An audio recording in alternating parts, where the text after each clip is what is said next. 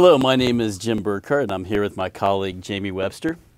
2015 is shaping up to be a very pivotal year for the oil market. Prices plunged in the latter few months of 2014, and some big questions loom for the oil market, for the oil industry.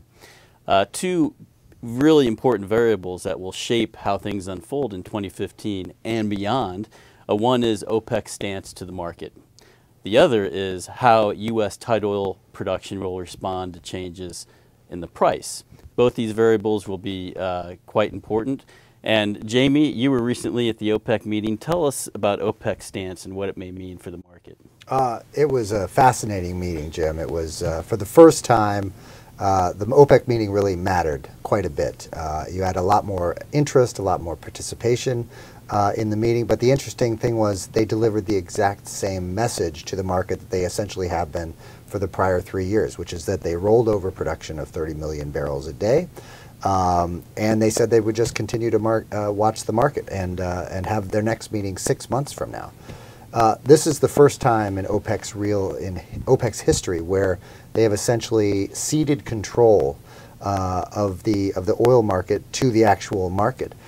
This has allowed prices to go down quite low, and of course the next discussion is, are they going to actually let this keep going? They've taken a lot of tactics in recent years, but this is something that I think shocked a lot of people. We expected it at IHS, but I think the market is still absorbing just what it means.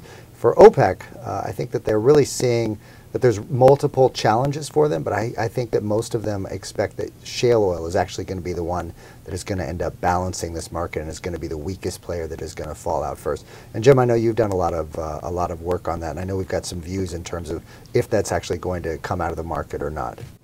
Right, Jamie. The other key variable here is tight oil, and tight oil or shale oil in the U.S. has been the dominant driver of global oil production growth. So whether it continues to grow at its current pace through 2015 and beyond is a really big question mark. Tight oil can potentially respond much faster than other forms of oil production. You can start and stop it much faster. And the U.S. industry, the E&P industry, is typically very responsive to changes in price. Tight oil is also quite resilient. We did an initial estimate in late 2014, which was based on a $75 WTI price. And at that price, we thought U.S. oil production would grow by about 1 million barrels per day. Very significant growth, a bit of a slowdown, but still quite significant. At lower prices, say in the 50s, the pace of U.S. oil production growth in 2015 could be cut in half.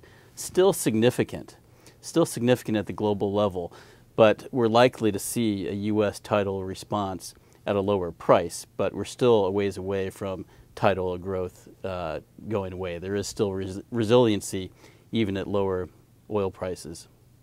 These are some of the issues and questions, OPEC, the oil market, tight oil, that you will hear more about at IHS Energy CERAWeek 2015. Thank you.